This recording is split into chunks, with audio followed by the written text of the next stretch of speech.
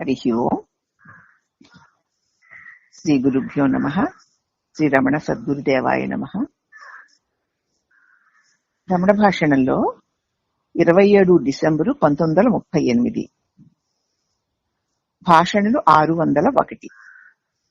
శ్రీ గుర్రం సుబ్బరామయ్య కాలం గురించి ప్రస్తావించారు. శ్రీ గుర్రం సుబ్బరామయ్య గారు కాలాన్ని గురించి ప్రస్తావించారు. మహర్షి అన్నారు, కాలమేమి అది ఒక స్థితిని, దాన్ని గుర్తించడాన్ని, దాన్ని బాధించే మార్పుల్ని ప్రతిపాదిస్తుంది. కాలం అంటే ఏమిటి? అది ఒక స్థితిని, దాన్ని గుర్తించడాన్ని, దాన్ని బాధించే మార్పుల్ని ప్రతిపాదిస్తుంది. రెండు స్థితుల అంతరాన్ని కాలం అంటారు. రెండు స్థితులకి మధ్యలో ఉన్నదాన్ని కాలము అంటారు. మనస్సు దానిని తీసుకురాకపోతే ఏ స్థితి కూడా సంభవించదు కదా. మనస్సు ఏదో ఒక సంకల్పాన్ని తీసుకురాకపోతే ఇక కాలంతో పనే ఉంది లేదమ్మా.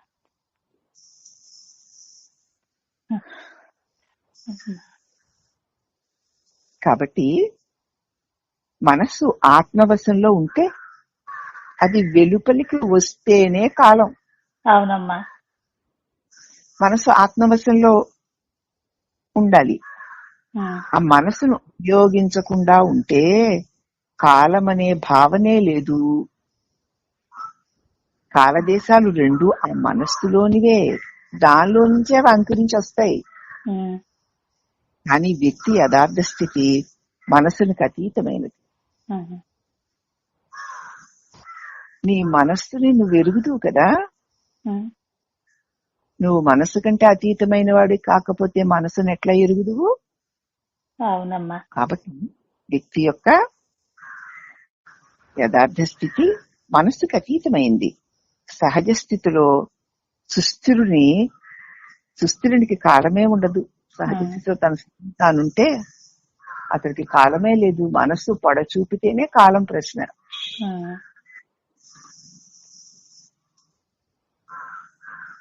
అన్నారు భగవాన్. అప్పుడు నారాయణయ్య గారు అన్నారు, శ్రీ భగవాన్ మాటలు సురుచిరమే గాని సులువుగా మాకు అర్థమయ్యేవి కావు. చక్కగా మంచి రుచిగా ఆహ్లాదకరంగా ఆనందంగా ఉంటాయి మీరు మాట్లాడుతుంటే, కానీ సులువుగా మాకు అర్థం అవ్వవు. ఆత్మసాక్షాత్కారం కలుగుతుందనే ఆశ సైతం మాకు సుదూరంగా కనిపిస్తుంది. ఆత్మసాక్షాత్కారం కలుగుతున్నంత ఆశ కూడా ఎంతో దూరంలో ఉందేమో అనిపిస్తుంది. మీరు చెప్తున్నప్పుడు చాలా సుమధురంగా చక్కగా సురుచిరంగా ఉంటున్నాయి, కానీ అనుభవంలోకి అవి అర్థం కాక అనుభవంలోకి రావడం లేదు. అప్పుడు మళ్ళీ సుబ్బరామయ్య గారు అన్నారు, భగవాన్ మా అవగాహన మానసికమే, మనస్సు వరకు మాకు తెలుసు.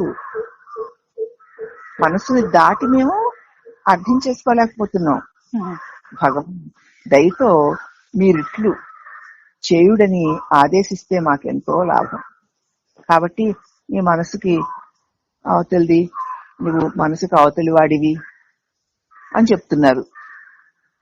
పైగా నీ యథార్థ స్థితి మనసుకు అతీతమైంది, సహజ స్థితిలో ఉండు, అప్పుడు కాలమే లేదు అంటున్నారు. బాగుంది, కానీ మనస్సుకి మరి అతీతమైనది అని మీరు చెప్తుంటే మా మనసుకు అర్థమవుతోంది, మా బుద్ధికి అర్థమవుతోంది. అంతకంటే అలా దానికి అతీతంగా ఉండడం ఎలాగో చేత కావడం లేదు. కాబట్టి దయతో మీరు ఇలా చెయ్యండి అని ఆదేశించండి, అలా చేసుకుంటాం మేము. దానివల్లే మాకెంతో లాభం ఉంటుంది. ఆయన చెప్పినట్టు చేసుకుంటూ వెళ్ళిపోతే అయిపోతుంది కదా. ఇది మనసుకు అతీతమైన స్థితి, ఇదని కాకుండా. అప్పుడు మనిషి ఉత్తమ సాధకునికి ఇలా చెయ్యి అలా చెయ్యి అని ఆదేశించేవాడు నిజమైన సద్గురువే కాదు. ఉత్తమ సాధకుడికి ఇలాగే చెయ్యి అలాగే చెయ్యి ఆదేశిస్తున్నాడంటే వాడు ఉత్తమమైన గురువే కాదు. అతడు తన సాధనలతో అప్పటికే సతమతమై ఉన్నాడు. అనేక రకాల సాధనలు, ఈ సాధన చేసి సాధన చేసి అప్పటికే సాధనతో సతమతమైపోయి ఉన్నాడు. వాడికి కావలసింది శాంతి విశ్రాంతిను, ఉమ్, వాడికి కావలసింది కర్మ నివృత్తి. ఈ సాధనలు చెయ్యక్కర్లేకుండా హాయిగా శాంతి విశ్రాంతి కావాలి. చేసి చేసి విసిగి ఉన్నాడు వాడు. ఉమ్, దాని ప్రయత్నాలు చాలవని ఇంకా ఇది చెయ్యి అది చెయ్యని, కాకపోతే అతడు చేసిన వానికి బదులు వేరే కొన్ని చెయ్యి అని నిజంగా అలా చెప్తే అతనికి ఏమైనా సాయపడుతుందా? ఇంకా విసిగిపోడు. ఉమ్, కాబట్టి కర్మాచరణ సృష్టి కర్మాచరణం. ఇప్పుడు కర్మలు చేస్తున్నామంటే కర్మాచరణమే సృష్టి. ఉమ్, కర్మాచరణము నిజమైన ఆనందాన్ని నష్టపరచడం. కర్మాచరణం విధించేవాడు బోధకుడు కాదు, ఉమ్, మారకుడు అంటే చంపేవాడు. అట్టివాడు గురు రూపంలో బ్రహ్మమై రావాలి. నీ అహంకారాన్ని చంపేవాడు రావాలి. అవునమ్మా. అతడు గురు రూపంలో బ్రహ్మమైనా రావాలి, ఉమ్, యముడైనా కావాలి. ఉమ్, అతడు సాధకుణ్ణి ముక్తిని చెయ్యడు సరికదా, వాని బంధాలని ఇంకా బిగిస్తాడు.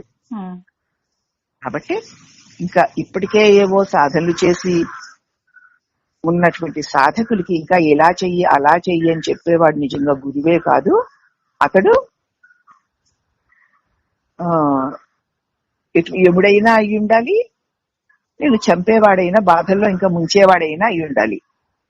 ఉమ్, పైగా అతడు ముక్తుణ్ణి చేయడు సరికదా, ఈ సాధనల పేరుతో ఇంకా బంధితుణ్ణి చేస్తాడు. చేసేవాడిగా ఉండిపోతూ ఉంటాడు కదా మరి వీడు. అవునమ్మా. అంచేత అటువంటి సాధకుడు, అటువంటి గురువు. అవి చేయి ఇవి చేయి చెప్పేవాడు నిజమైన గురువు కాదు ఉమ్, అన్నాడు. అంటే ఇప్పుడు ఏదో ఒకటి చేయమనండి మమ్మల్ని, అది మేము చేస్తామంటున్నారు కదా. ఉమ్, నిజమైన గురువు అలా ఇచ్చేయని చెప్పడు. చెప్పాడంటే ఇంకా నిన్ను బంధాల్లో పడేసిన వాడే అవుతాడు. ఎందుకంటే చేసేవాడు అలాగే ఉంటాడు కనుక. అవునమ్మా. అయితే నిజమైన గురువు చేసేవాడిని తీసుకు ప్రయత్నం చేస్తాడు. ఉమ్, అప్పుడు భక్తుడు అన్నాడు, కర్మను నివారింప చూడడం కూడా ఈ ప్రయత్నమే కదా స్వామి.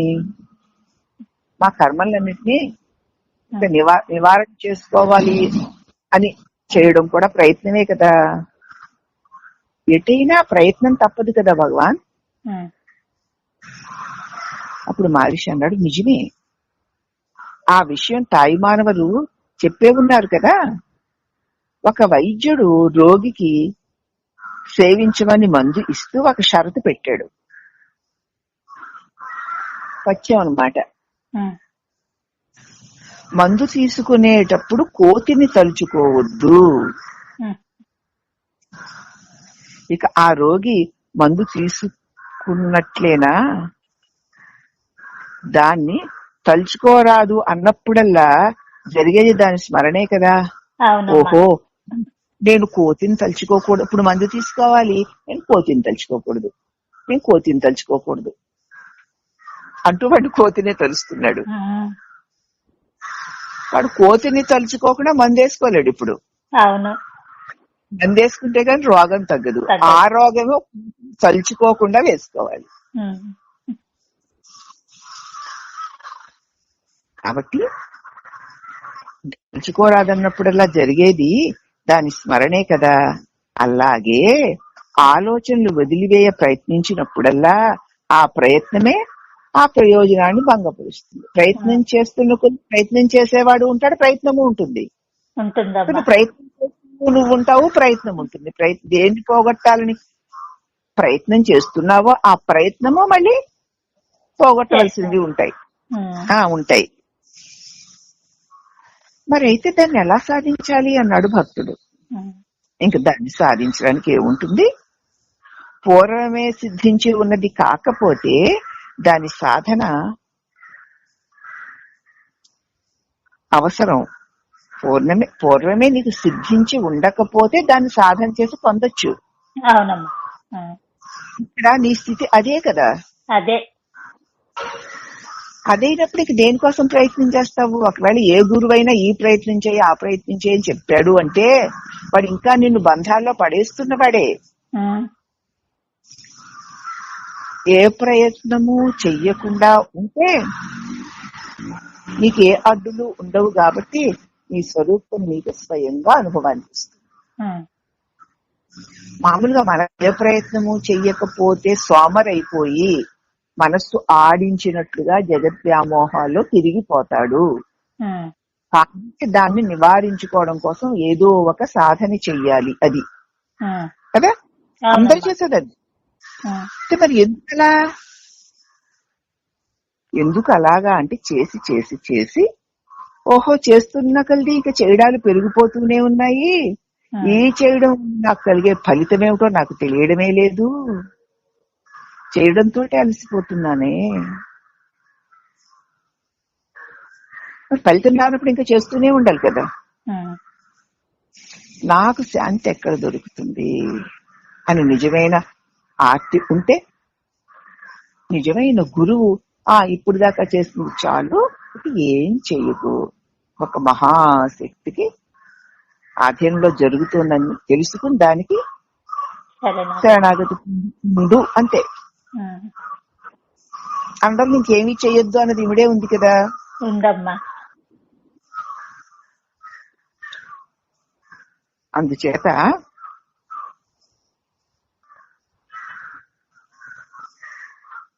అయితే మరి మాకు అది ఎందుకు తెలియడం లేదు అన్నాడు భక్తుడు. అప్పుడు అన్నామలై స్వామి వారు అన్నారు, ఎప్పుడూ నేను సోహం అని ఆలోచించాలి అంతే, నేను బ్రహ్మమును అని ఆలోచించాలి అన్నారు అన్నామలై స్వామి. ఇప్పుడు మహర్షి అన్నారు, ఎవరు గాని నేను అది అని అనుకోవడం ఏమిటి, అది తానే కదా. ఎప్పుడు అదే మనిషి తాను మనిషిని అనుకుంటూనే ఉంటాడా ఏమి అన్నారు. అప్పుడు మళ్ళీ అనంతాచారి గారు అన్నారు, తాను మనిషిని అనే భావం లోపల ఎంతో గాఢంగా పాతుకుని పోయి ఉంది. ఆ విధంగా అనుకోవడం మానలేము. ఎంతో గాఢంగా మనిషిని అన్న భావన పాతుకుపోయి ఉండడం వల్ల మేము అలా అనుకోకుండా ఉండలేకపోతున్నాం. నువ్వు మనిషి అని పైకి అనకపోయినా నువ్వు మనిషిగా నీ లోపల దృఢపడిపోయి ఉందిగా. అప్పుడు మహర్షి అన్నారు, నువ్వు నేను మనిషిని అని అనుకోవాలా, ఎవరన్నా కాదు అంటే కదా. నీవు జంతువునో అలాగే మరేదో అనే భావన చొరబడితే నువ్వు మనిషిగా అనుకోవాలి. నువ్వు నేను జంతువుని, నేను పులిని, లేకపోతే నేను పిల్లిని అన్న భావన వచ్చి నేను పిల్లినేమిటి నేను మనిషిని అని అనుకోవాలి. అలాగే నేను అది అంటే ఐ ఆమ్ దట్ అనే ఆలోచన, నేను మనిషిని అనే ఆలోచన వదలకుండా ఉన్నంత వరకు అవసరమే. నేను అది ఆ సద్వస్తువుని నేను అన్న భావన, నేను మనిషిని అనే ఆలోచన వదలకుండా ఉన్నంత వరకు, ఈ ఆలోచన పోయే వరకు నేను అది నేను ఇది కాదు అన్న ఆలోచన ఉండి తీరాల్సిందే. ఇది బాగుంది కదా అనుకుంటున్నారేమో, నేను వదిలేయాలనుకోవాలి గాని ఇది బానే ఉంది, నేను మనిషిని అన్న భావన పోయే వరకు నేను సోహం, నేనది, నేను బ్రహ్మమును అని అనుకుంటూ ఉంటాను అనుకుంటున్నారేమో. అసలు అనుకోక్కర్లేకుండా నువ్వు అది అంటున్నారు భగవాన్, ఆ పై మెట్టికి వెళ్ళండి. అవునమ్మా, అలా వెళ్ళిన తర్వాత ఇంకా అనుకోవాల్సిన అవసరం లేదమ్మా. బుద్ధికి తెలుసు అవసరం లేని స్థితిలో ఉన్నామా. అది అప్పుడు భక్తుడు అన్నాడు, నేను మనిషిని అన్న ఆలోచన చాలా గాఢమైంది, దాన్ని తొలగించ సాధ్యం కావడం లేదు అన్నాడు. మహర్షి అన్నారు, నీ నిజ స్థితిలో ఉండు, నేను మనిషిని అని ఎందుకు అనుకోవాలి, ఎందుకంటే ఆ భావము అంత సహజంగా ఉండిపోయింది గనక అన్నాడు. ఉమ్, అప్పుడు మహర్షి కాదు, నేను ఉన్నాను, ఉమ్, అదే సహజమైంది. ఉమ్, దానికి మనిషి అని ఎందుకు జోడించుకుంటున్నావు? అది. నేనుగా ఉండడం సహజం, నువ్వు అవును. మనిషిగా ఉండడం సహజం కాదు. ఉమ్, నువ్వేమో నీ సహజ స్థితి నేనైతే ఉమ్, నేను మనిషిని అన్నది సహజ స్థితి అంటున్నావు. ఉమ్, ఒక్కసారి వివేకంతో చూడు, నేను అన్నది నీ నిజ స్థితి సహజము, ఉమ్, మనిషిని అన్నది దానికి తగిలించి నేను మనిషిని అన్నది సహజము అంటున్నావు కాదమ్మా.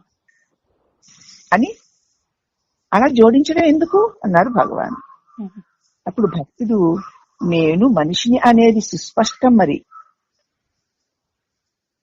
ఐ ఆమ్ దట్ అనేది నాకు అర్థం కావడం లేదు అన్నాడు. అంటే మహర్షి అన్నారు, నీవు అది కాదు ఇది కాదు, యథార్థం నువ్వున్నావు అంతే. అంతే. అయాం అయాం అంతే. ఉమ్, నేను అదే నేను, ఉమ్, నేను అన్నదే నేను, నేను మనిషిని అన్నది నేను కాదు కాదు. అని బైబిల్ కూడా చెప్తోంది.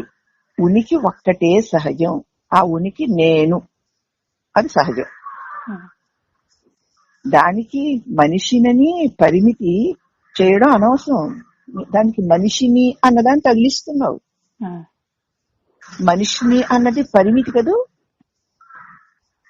అవునమ్మా. అది తగిలి చూసుకోవడం వల్లనే ఈ భ్రమలన్నీ. ఉమ్, ఇప్పుడు భక్తుడు అన్నాడు, దీని మీద ఓటు తీసుకుంటేనా నాకే ఎక్కువ ఓట్లు వస్తాయి భగవాన్. ఈ విషయంలో నేను అన్నదే సహజము, నేను మనిషిని అన్నది అసహజము. నీవు నేను అన్నదే యథార్థమైనది, దానికి మనిషి అన్నటువంటి పరిమితిని తగిలించక్కర్లేదు అని భగవాన్ అంటే, ఈ విషయం మీద ఓట్లు వేసామనుకోండి నాకే ఎక్కువ ఓట్లు వస్తాయి భగవాన్ అన్నాడు. అందరూ నవ్వుకున్నారు. ఉమ్. అప్పుడు మహర్షి అన్నారు, సరేలే నా ఓటు కూడా నీకే వేస్తాను. మళ్ళీ మరి అంతే కదా, మళ్ళీ నవ్వుకున్నాను. నేను మనిషిని నేను అంటాను, ఉమ్, కానీ నేను శరీరానికి పరిమితం కాను,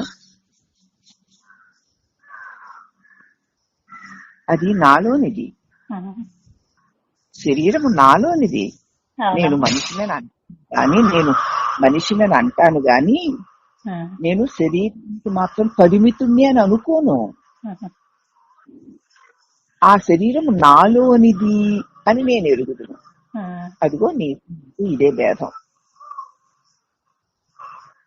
ఒక ఆయన అన్నారు, మానవుని ఉపాధి అంటే ఈ పరిమితిని వదిలించుకోవడం కష్టం భగవాన్ ఉమ్, అన్నారు.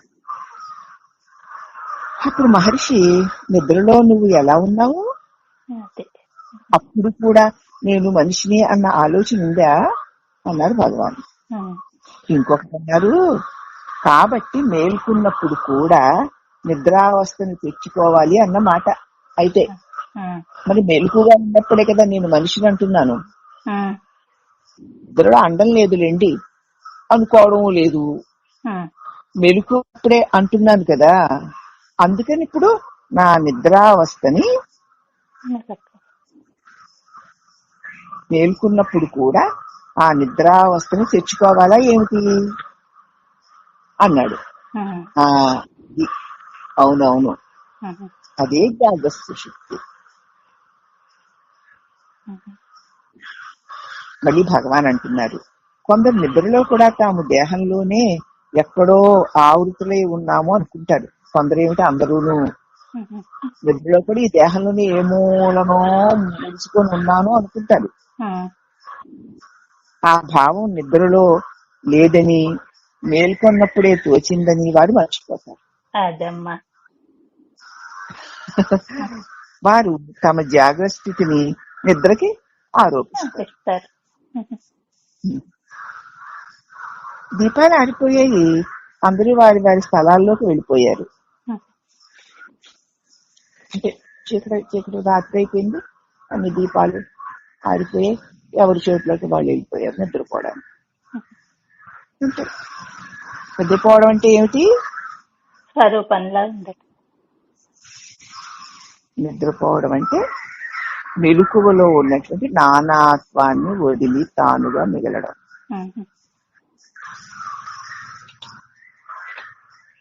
అని ఆ రోజు ఆ సంఘటన గురించి వివరించారు. హరి ఓం శ్రీ రమణ సద్గురుదేవాయ నమః.